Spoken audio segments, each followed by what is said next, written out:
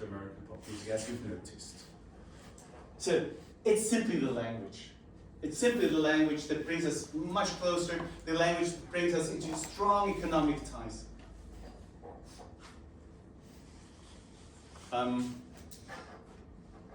Media, we share the same, loads of comparable media. I'm not saying we have the same culture. Do you notice? We have the same sources. We talk about the same things. Their politics also influence our politics and influences our lives. Their industrial decisions have an effect on us. So it's very present. Being them as tourists, being them as workforce.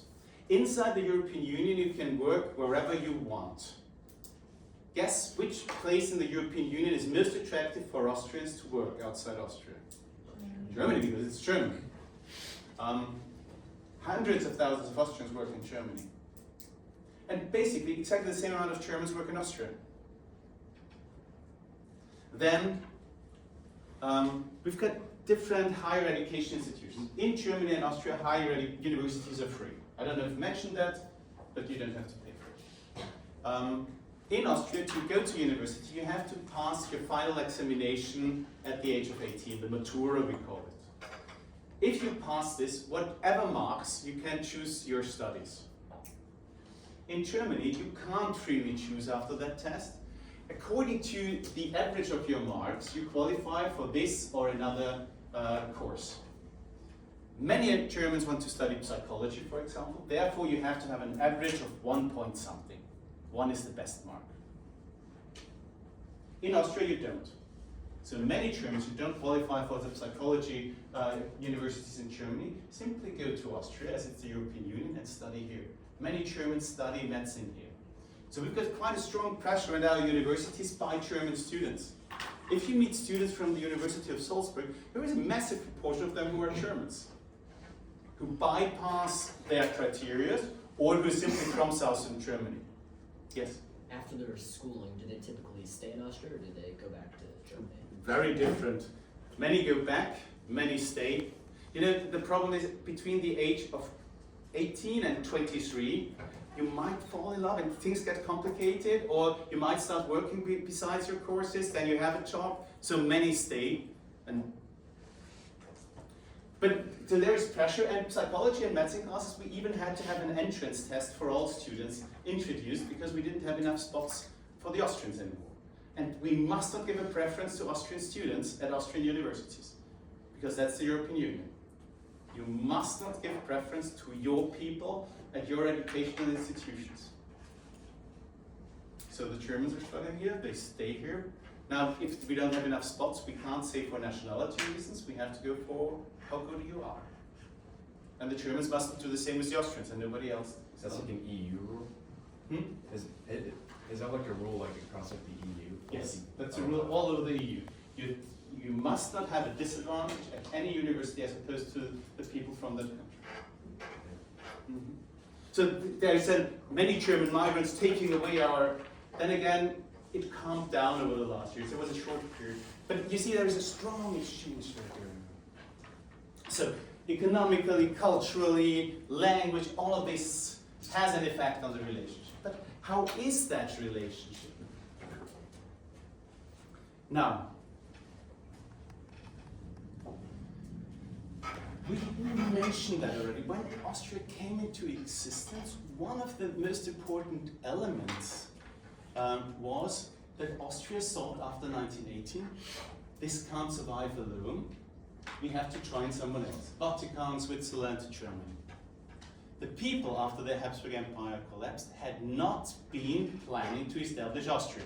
It might have made no sense to be Austrian nationalist. Let's give up the empire and create something small, useless. There were two competing ideas.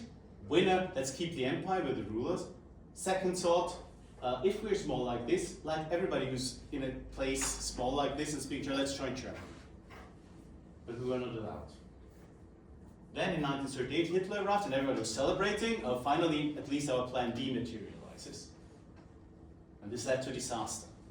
After 1945, again we were like this. And one of the key ideas is, oh my God, this mustn't happen again. we have to stabilize this. We have to convince the people living here that being Austria is a good idea.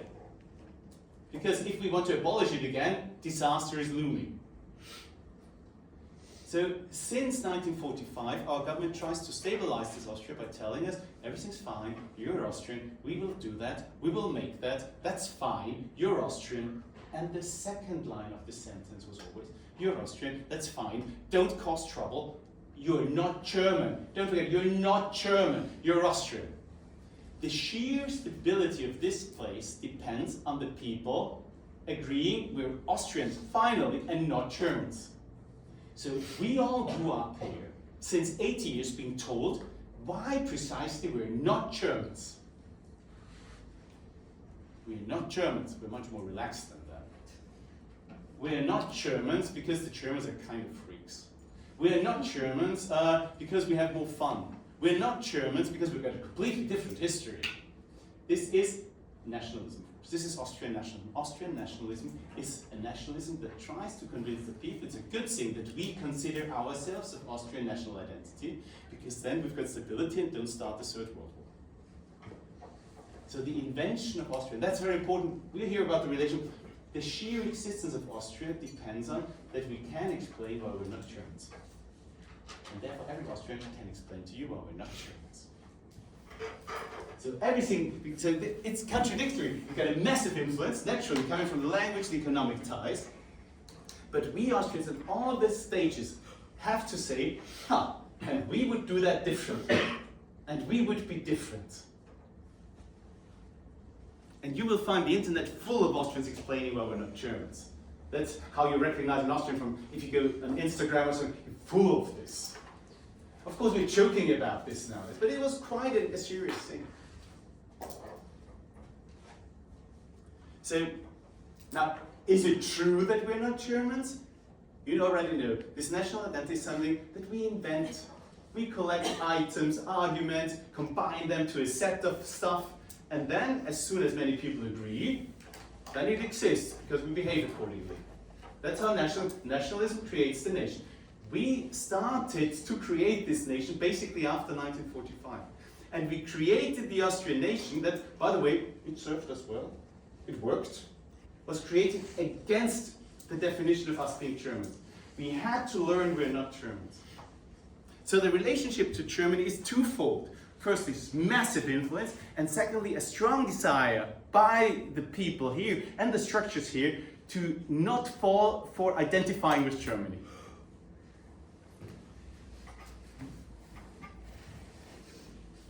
Which real football game do you think is the most exciting for every Austrian? When our national team plays the German national team.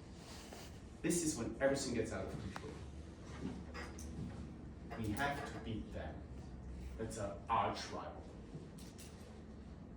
You know, after hooray, United, that's now our arch rival. And then it's weird because we follow the German football teams. Half of the population here supports Bayern Munich because they are weird. But you know, this is a massive cultural influence there. Well, people watch it, support it, know every detail. But when the Bayern Munich players take on the German shirt, we hate them. You see, maybe that's a good example. So German, strong influence, extremely relevant in daily life, but we have to no, we're different. We're more southern. Okay, so, Pat. When you were saying that Austria wasn't allowed to join Germany, was that the Austrian government saying they can't join? The Allied forces who defeated Austria, the Austrian-Hungarian in the First World War, said, this is the rest is Austria, do whatever you like, we take Salzburg, everything else gets independent. And by the way, you must not join Germany, because when the Austrians and Germans joined, it causes trouble. They were proved right in 1938. So let's not do this again. How can we avoid that the Austrians do this again? The Austrian government said, we agree, we also don't want to be joined with Germany as Austrian government after 45, because then we don't exist as government. Let's stabilize stuff. And how do we stabilize? We have to tell the people, let's not think about joining Germany again. We're not Germans.